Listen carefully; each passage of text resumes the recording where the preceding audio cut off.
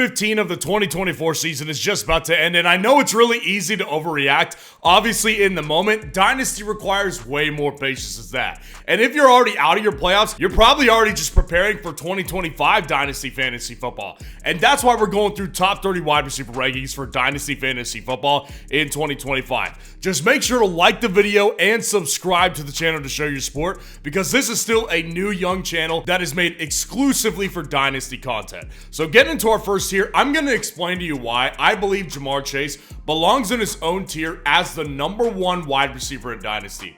With Ja'Marr Chase, we know that he will be a Bengal moving forward. That front office has no choice but to sign Ja'Marr Chase long-term. Their fans will rebel if they do not sign Ja'Marr Chase long-term. Let's get that out of the way. Number 2 is he's got the quarterback locked up, who is a top 5 quarterback in the actual NFL, and we're already seeing what Ja'Marr Chase can do as far as 2024 goes. He's done fantastic this year. He's still below 25 years old. Ja'Marr Chase is easily the best Dynasty wide receiver to me. And get into our next tier, Justin Jefferson obviously belongs to number 2 in my personal opinion, because he's obviously basically in the same edge category as Ja'Marr Chase is.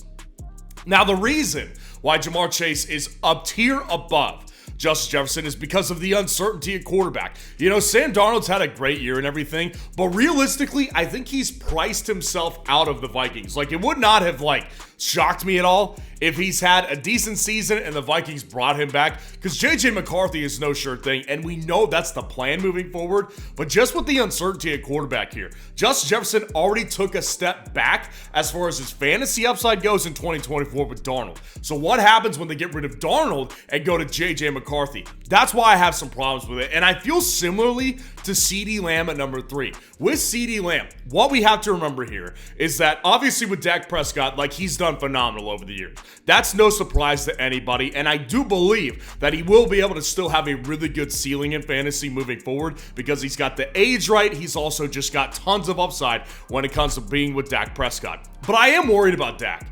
I am personally more worried about Dak because of the fact that he's in his 30s now. It's his, third or fourth major injury. So this guy has already lost mobility. He looked like a different player this year. So another injury on top of that.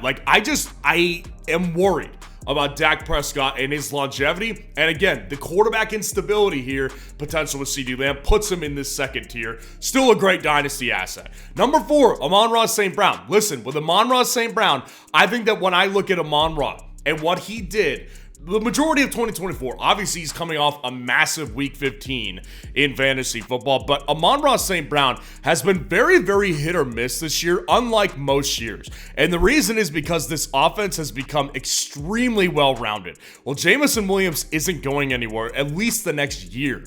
And also, you've got Sam Laporta there still. So, Amon-Ra St. Brown, I just don't know if I see him as this dominant target hog like he always was. Obviously, he's still young. He's going to be great. And obviously, Jared Goff is still their quarterback for the foreseeable future. But I do have some sort of issues with Amon-Ra St. Brown being a target hog over the next 3 to 4 years in his prime.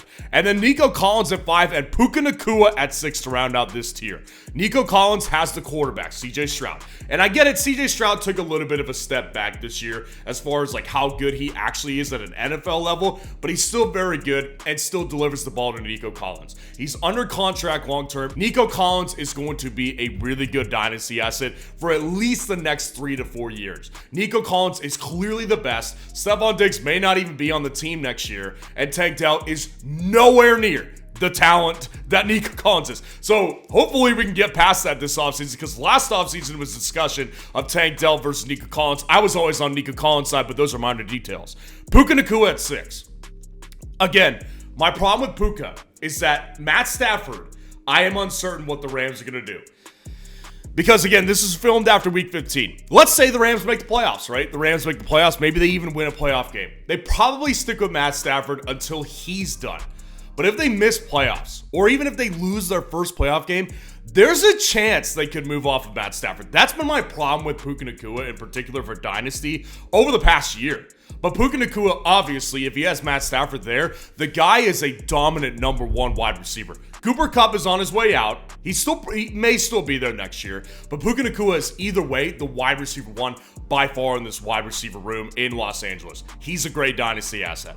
Now, dropping down to our next tier right here, I've got Rashid Rice. Yeah, you remember him? Rashid Rice was freaking dominant. Honestly, in my opinion, Rashid Rice going down in week 4 was one of the biggest fantasy football tragedies. I think the biggest of 2024. I had him in so many basketball leagues. I had him everywhere in redraft.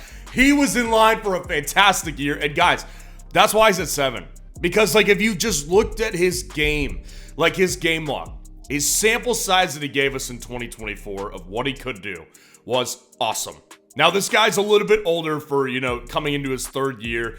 But Rashid Rice is so clearly this wide receiver 1 in Kansas City. So obviously he's got Mahomes attached to him, and Travis Kelce is probably on his way out in the next 1 to 2 years. So at this point, Rashid Rice is a fantastic dynasty asset. And listen, Malik Neighbors number 8. And obviously he's been fantastic, right? Like he has done what he can do given his situation.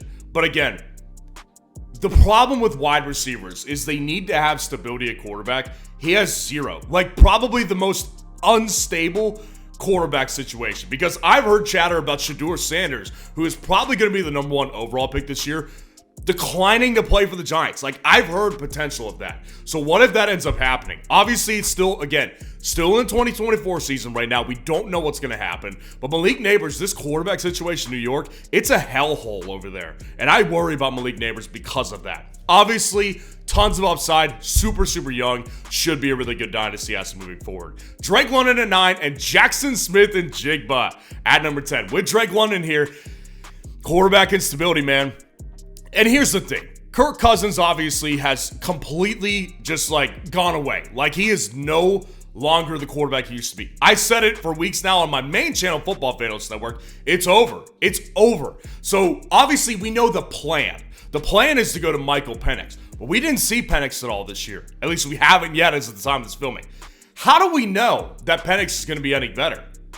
We don't know that. So Drake London, he's been getting the target share that he's always gotten, but it's all of a sudden over the last month of fantasy just gone away because Kirk sucks just like every other quarterback he's played with. So again, London's good. He's still young. He should be a number 1, in Atlanta for years to come. I'm sure they'll have him back. But the problem is quarterback here. And Jackson Smith-Njigba, again, quarterback issue. Geno Smith, is he done or is he not? I'm actually just filming this off of the Sunday night game where they played the Packers and he got a knee injury. Now, initial reports say it's not a big deal. It structurally looks okay.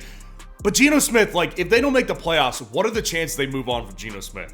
It's not a great quarterback draft, but Jackson Smith-Njigba has become this number 1 wide receiver over there. It's unquestioned. DK Metcalf is in his late 20s at this point and just is not as good of a player as Jackson Smith-Njigba is at this point. Jackson Smith-Njigba is Keenan Allen right now. He's the modern day Keenan Allen. And that's exactly what he's turned into, which makes me feel comfortable because I do think he'll be able to work with any quarterback that he plays with. But obviously, quarterback does determine his long-term upside, being at the age of 22 to 23 years old. Dropping down to our next tier right here, I've got Brian Thomas. Brian Thomas Jr. here at 11 and Zay Flowers at 12. So with Brian Thomas Jr., what makes me actually feel good about him is because we know Trevor Lawrence is the quarterback. Not that Lawrence is any good in real life. I don't think he is good in real life. But Brian Thomas Jr. will have consistent, stable quarterback play for the foreseeable future. Brian Thomas has completely emerged as his number 1. Coming off a massive week in Week 15, I think Brian Thomas Jr. is definitely the future number 1 for the Jacksonville Jaguars. Ultimately, the question is, does Trevor Lawrence, start just losing it over the next several years? I don't know. Brian Thomas Jr. hasn't really, he hasn't emerged quite yet as a dominant number 1, which is why he's just a little bit below some of those top guys, but he's definitely getting close. And Zay Flowers at 12. Listen, with Lamar Jackson, you just know what you're going to get. Even though his upside is just very, very week to week, and he's going to be a boomer bust player, I don't think that changes. What we can expect here is Lamar Jackson to deliver some weeks. So with Lamar Jackson, we know the quarterback stability is there. We know the age is there for Zay Flowers. He's still very young, and he's going to be their wide receiver 1 moving forward. A.J. Brown at 13 and DJ Moore at number 14. With the A.J. Brown, I believe that this is probably the offseason you would want to sell A.J. Brown in a Dynasty League. Like, A.J. Brown, obviously, it may not work out very great because he's had one of his worst years over the years, especially his worst year in Philadelphia. So, A.J. Brown, there's strife within the Philadelphia Eagles and him and Jalen Hurts. I don't know what their long-term plan is with him. They just signed him this offseason. I would imagine they want to keep the guy. But A.J. Brown is getting to that age where it's like, it's probably ideal to sell him because you don't want him turning into a Tyreek Hill asset for your team. And we'll get to him in a little bit. A.J. Brown is not there yet, but this is probably the time you want to get out ahead of this one. And DJ Moore at 14. Listen, the guy is still really young, and Caleb Williams, I do believe, will be better next year than he was this year. I mean, he's got, like, the coaching cancers that were there. Shane Waldron, an offensive coordinator, Matt Eberflus, a head coach, they're gone. Obviously, they need to figure that out during the offseason. But Caleb Williams, the problem with DJ Moore is they never really have established chemistry. DJ Moore is still so young. He's a good pro. I believe he will be able to get there with Caleb, but it definitely needs to get better this offseason because they've got a lot to work on. Dropping out to our next tier. Disappointing, man. Marvin Harrison Jr. at 15 and Garrett Wilson at 16. This tier scares me, to be honest with you guys. Marvin Harrison Jr. has been the biggest disappointment to me personally the 2024 season. I thought the guy was pro ready. You know, obviously, Dynasty is based on expectations. I personally expected him to be a number one wide receiver in fantasy immediately.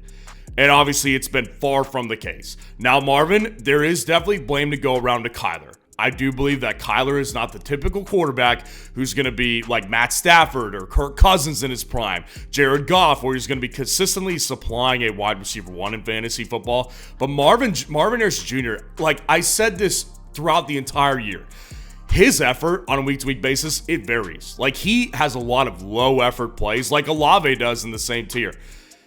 Marvin, I feel comfortable criticizing because I was so big on him earlier in the offseason. I have my concerns about Marvin moving forward. But obviously, it was his rookie year. I'm not going to overreact too much. Garrett Wilson at 16. Complete uncertainty at quarterback. The one thing that is certain, though, when I look at guys like T. Higgins and Jalen Waddle, is that Garrett Wilson is going to consistently get 1,000 yards receiving. Like, that guy is good no matter who he plays for. Aaron Rodgers was their best quarterback, but he was in his 40s and, like, completely out of his prime. And he still was able to be really good. Like, Garrett Wilson is a legitimate wide receiver in this league. Whether he decides to leave the New York Jets in the future or whether he decides to stay, I don't know what he's going to do, but I can tell you this. I do think Garrett Wilson is a good wide receiver, too, in Dynasty Fantasy Football still. T. Higgins at 17, listen, his offseason is going to be really interesting to watch because I would be willing to bet $1,000 that he does not stay with the Cincinnati Bengals. They can't afford to keep him, especially after the year that he's had. Now, the problem with T is that he's always injured at least once or twice a year, and he doesn't ever play a full 17-game span. He's not, in my opinion, a dominant number one on another team. So that will become a problem here depending on where he ends up deciding to go in free agency. He's very much in flux right now to me. Jalen Waddle at 18. Listen, with Jalen Waddle, Tyreek Hill, we saw cracks. I mean, like, obviously there was an injury that factored into it, but Tyreek Hill is definitely on, I would say, the downside of his career at this point. I mean, he's in his 30s now. Jalen Waddle at this point probably should be looked at as the wide receiver one in Dynasty on the Miami Dolphins. We saw the cliff with Tyreek Hill. Maybe he didn't fall down completely and like do a nosedive like into the water, but Jalen Waddle definitely should be looked at this wide receiver one in Miami at this point. I don't love him. I don't think he's a great player. I don't even know, honestly, if he's going to be a great number one wide receiver for Miami, but I do know that he probably will be the number one in the next 2 years or so. And Chris Olave around this tier out. Like I said, not trying to dunk the guy. You know, obviously he's had a lot of concussion issues this year. I have a lot of empathy for that, but obviously Chris Olave, I've not been shy about criticizing over the years. This guy is a very, very high to low energy effort player depending on the week. And, you know, quarterback situation definitely factors in. Like Carr, it probably will not be their quarterback this next year. Their team's a mess. I mean, their team is legitimately a mess in fantasy football right now. And so Olave, with all this uncertainty, I don't view him as a dominant number one wide receiver. I've got to have him down here at number 19. Now, dropping down to our next tier, I've got Jordan Addison here at 20 and Devonta Smith at 21 because of the fact that Jordan Addison is so young still, and he is so dominant in certain weeks. And I think that his floor, what we're seeing, over the last several weeks, I would say in particular, is that it's really becoming stabilized because they're really putting an emphasis on targeting him more. Now, the question I have with Jordan Addison is, again, tied into Justin Jefferson, which is what is the quarterback going to be? Now, Justin Jefferson is way less affected by this because of the fact that he's the clear number one and he's one of the most elite players in the entire NFL. But the problem with Jordan Addison is a wide receiver 2 is going to be affected by quarterback change. And it's kind of like Devonta Smith. No, Devonta Smith probably won't have a quarterback change or anything like that. But Devonta Smith is a good example of how a quarterback definitely impacts the impact of a wide receiver 2 in fantasy football. Devonta Smith is clearly the number 2 wide receiver there. And the ironic thing is he's not even that young. He's not old, but he's not that young. Devonta Smith came in as an older rookie in the NFL. So with Devonta Smith here, I do still think that he has several more good years to go with him. But with Devonta Smith, I also do feel that his upside is just kind of is what it is. It's going to be there certain weeks, and it will not be there in certain weeks. Really, the only thing that could kind of bump him up at this point to a significant level is if A.J. Brown or Jalen Hurts were to depart and there was some sort of, quarterback upgrade, or A.J. Brown just left and he was the wide receiver 1. DK Metcalf at 22 and Brandon Ayuk at 23. So with DK Metcalf, I think it's obviously become clear that JSN's the number 1. DK Metcalf is not bad. He's still not old yet, but I don't think that he was healthy for the majority of 2024. I think that's been a major contributor to why he's been playing not so great this year. But DK Metcalf, every single year, I've pointed this out with DK, is that it's not particularly gotten better. It's been kind of stable to maybe worse on a yearly basis for DK. Geno Smith, again, this quarterback situation is up in the air. I think DK Metcalf might want out of Seattle at this point. I don't know. DK Metcalf definitely becomes a problem for me personally. Brandon Ayuk at 23, I think that it was so ugly to end off his season this year. Obviously, it was a nasty way to start the offseason. The negotiations were tough between him and San Francisco. They eventually got the deal done, but it obviously did nothing for the 49ers. So I'm sure they're not happy with him, but that doesn't mean they're going to cut the guy right away. I would imagine they're probably going to move off of Deebo Samuel. And I think that becomes an interesting discussion here, because Ayuk could easily become a top 15 guy, but based on the injury here, that always worries me when you got a wide receiver coming off a major knee injury, which he is. So we don't know how he's going to look after that. He's still young, so I do think he'll rebound, but I do have concerns with him and with Brock Purdy. I think Brock Purdy is definitely a conversation to be had this offseason, and they're going to miss the playoffs, obviously, so what do they do with Brock Purdy? I would imagine he's still their starter for the next at least 1 year, but after that year, I've got questions about whether they sign him or whether they let him walk. Dropping down to our next tier, I've got Ladd McConkey. Ladd McConkey here at 24 and Tyreek at 25, and I'll get to him in a second.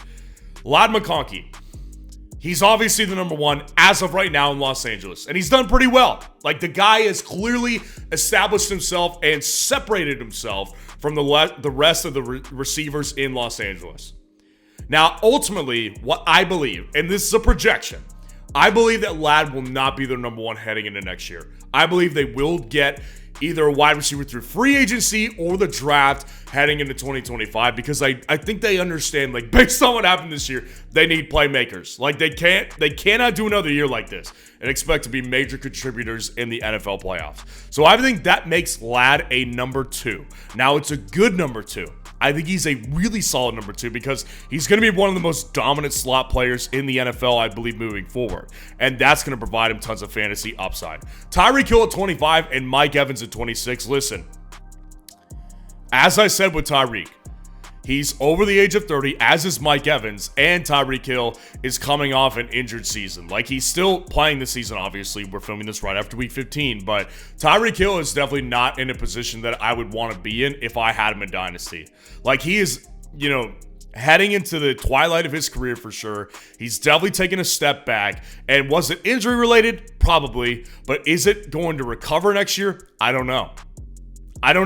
Tua's 1 concussion away from being out of the league probably entirely. And I got to tell you this, not that I want it to happen, I don't think it's very, very inconceivable that it happens again. I think it will happen again, unfortunately. Again, I'm not rooting for it, but the way the guy plays, like whenever there's a third down and he needs to get a run to get a first down, he'll still go head first. He did it against the Texans in week 15. Tua is one concussion away, and what happens when Tyreek Hill in his 30s, already slowing down, plays with a bad quarterback in the future? I don't really like the outlook for Tyreek Hill. I would try to sell him as soon as possible. And Mike Evans, I feel the same, but it's not because Mike has taken a step back. Obviously, injuries are affecting him. It sort of reminded me of Keenan Allen, where Keenan Allen's just been dealing with injury after injury after injury over the last like 3 or 4 years. Mike Evans is getting to that point. He's still a dominant player when he plays. Like, that's the difference between him and Tyreek this year, is that he's still capable of getting you 25 to 30-point games. That can be Mike Evans still. But Mike Evans essentially is just going to become a less and less desirable asset moving forward. Like, next year could be his Tyreek Hill moment if you still have him. So again, I would just try to get off Mike Evans now, try to move on from him, get some draft capital, get a younger player, do something like that. Just try to hit the reset button a little bit, because Mike has not gotten much longer as being a dominant number one in fantasy football. I like Keon Coleman a lot. I've got him at 27, and I've got Rome Odunze at 28. Listen, Keon Coleman, it's obviously been a very mixed bag in 2023. With Keon Coleman, for me, I think what keeps him anchored right here inside the top 30 is obviously Josh Allen. Josh Allen is going to be his quarterback for the foreseeable future, and he's their longest, he will be their longest under contract wide receiver. Amari Cooper may or may not be back. Khalil Shakir, who knows what his future is. Keon Coleman, they've spent significant capital on him. Josh Allen said he wanted him, and Keon Coleman was breaking out until he had his wrist injury. So Keon Coleman, I do believe, I always said this heading into 2024. I think that Keon Coleman was never going to be a polished number one guy for them this year. He was not polished out of college. I think what he needs is a full offseason, and I got to tell you this, he may be a great buy low trade target this year. And Rome Odunze may be in the same boat.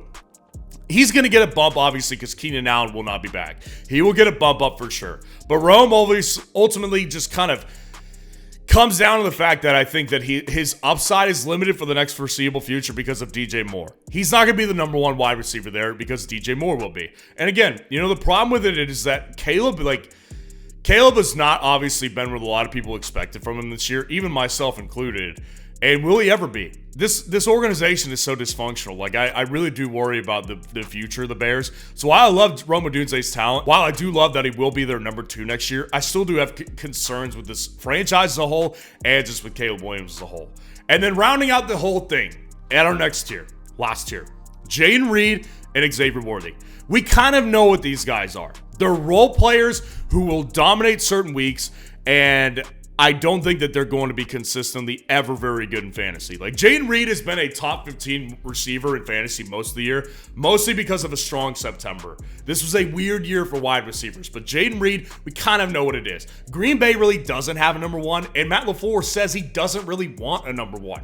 Like, he likes guys who are low ego wide receiver wise, and guys that just play a certain role based on what he wants to do with his offense. Jayden Reed's the best one, and he's also going to be under contract the longest. So Jayden Reed, to me, I believe has the most upside moving forward in this Green Bay offense with Jordan Love. And then with Xavier Worthy, we're just going to see him grow. Like, this year, he'll need obviously some work in the offseason. I think he needs to bulk up a little bit. But again, he's a role player. He's not ever going to be a Rashid Rice. Rashid Rice is clearly the best wide receiver for Kansas City and for fantasy football purposes. Xavier Worthy will have his role, though. He could easily become a very, very reliable deep threat, sort of like a Rashad Bateman has become and a Jameson Williams has become. But I do think that just being tied to Mahomes under the long term, being a young player and getting more room to evolve, Xavier Worthy belongs inside my personal top 30. So let me know how your Dynasty team did this year, and make sure to drop a like on the video and subscribe to the channel on your way out.